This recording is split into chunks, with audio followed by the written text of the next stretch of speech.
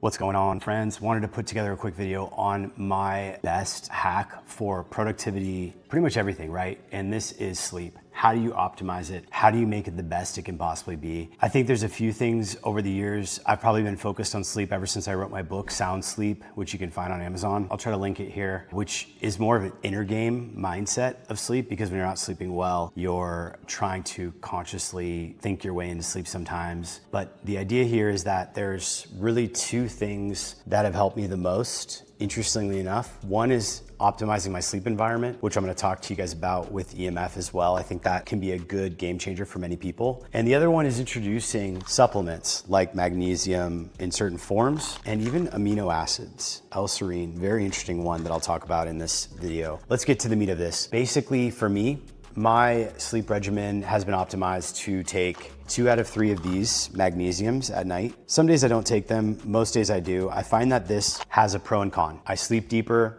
I generally fall asleep quicker, but I wake up a smidge groggier. Wake up, wake up, wake up. So that's the downside of adding magnesium. I do have magnesium in my minerals. I eat red meat consistently, so I get magnesium from that. The other thing I've found is this supplement, L-Serine, very interesting. And when I started using this, it basically had an effect of allowing me to sleep all through the night. So now when I sleep, sometimes what would happen is I would wake up at like 3:30, 4 in the morning and have to go to the bathroom, and I feel wide awake. So I'd go take a leak and then I would come back and I couldn't fall asleep. What I found with L-Serine is adding 2 out of the 4 capsule dose for me at 160 pounds, 165 pounds, has been a great way to slow down brain waves and allow myself to sleep longer and more consistently entirely through the night. So when I fall asleep, I stay asleep, even though when I wake up, I might have to go to the bathroom quite a bit. Now, I tested 5-HTP, which is a serotonin precursor.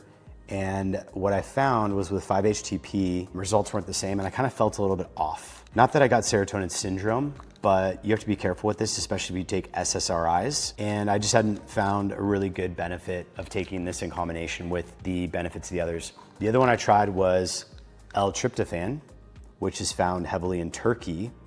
And this is another one that effectively helps with the production of serotonin and melatonin, so it can positively improve your sleep. But for me, it hasn't really made a noticeable difference. So the two big ones that really move the needle for me are the magnesium and the L-Serine. The magnesium being the one that kind of gives me what I think is the deepest sleep, and the L-Serine gives me that longer sleep. So that's the first part of the equation, optimizing the sleep, getting it deep, getting it long. And when I say deep, I mean you wear an Oura ring or a Whoop band, or you use your Apple Watch and you track your sleep, you'll see longer forms of deep sleep and REM sleep in your sleep.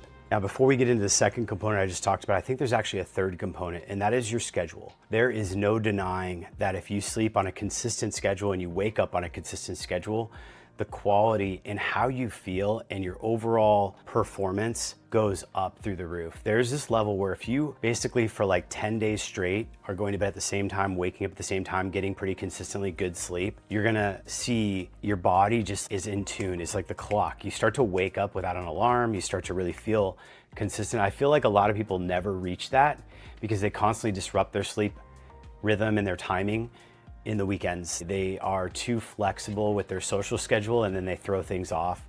And I get that. Sometimes you just gotta be that way. But if you're hustling, if you're really grinding and you wanna get really dialed in, or if you just wanna keep it super rigid, I think that adding that sleep schedule in is really good. Now, behind me is what's called a Faraday cage.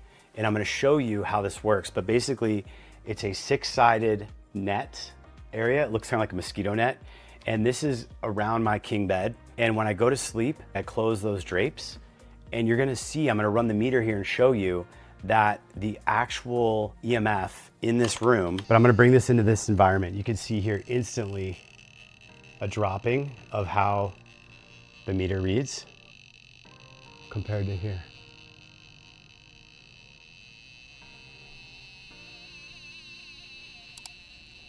There's a lot of, there's gonna be a lot of Wi-Fi out there and in our EMF. So let's come in here, drop this meter down on the bed.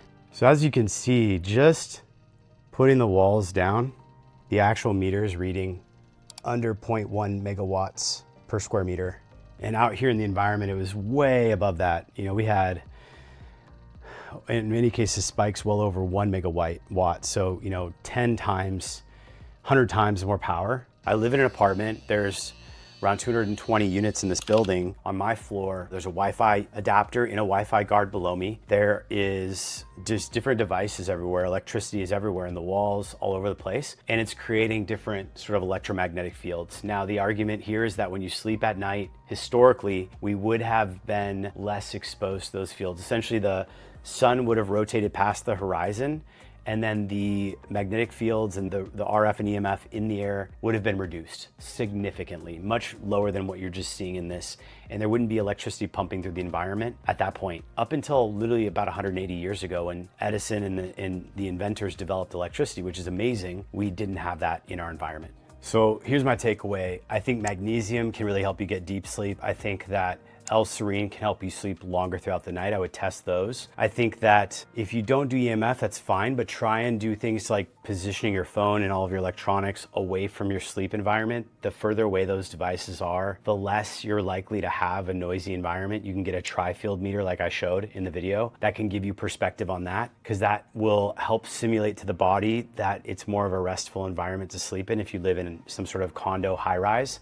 And then as far as the kind of third point we left, sleep regularity is such a big thing. Like it's probably a 2-day recovery period just to get to like 70% of where I am when I really obstruct the sleep schedule by more than about 15, 30 minutes. And that rigidity doesn't have to be a prison for you. It can be an actual aspiration where it's like, go to bed by 9. I think that's probably for me been one of the biggest superhero powers, is like, if I go to bed before 9, if I'm in bed lights out at 9, I usually wake up before my alarm, or like as the alarm's starting. If I go to bed after about 9:30, 30 minutes later, then I usually have a bit of grogginess and desire to sleep more than waking up. So imagine, like, you wake up and you actually want to wake up. That is something that I think a lot of people just don't experience consistently. So think about that. I think there's the baseline norm of people just expecting, hey, I'm gonna wake up, I'll set the schedule, but I'm gonna be a bit tired. And the reason is because you, on the back end of your evening, don't respect the circadian rhythm, use a lot of artificial light, use a lot of devices. I don't have to really tone that down too much. As long as I'm not getting too amped up about work stuff, I can get away with still like watching a show on my iPad in my sauna before I jump in the shower and then wind down. So I don't have too much of a problem looking at a screen as long as I don't have it on full blast brightness. But the big things, again, that move the needle are the regularity, optimizing away from the electronics in the sleep environment, and then I should say also darken that sleep environment, make it dark and cold. Those things would be also very good. I'll put links to all this stuff in the video.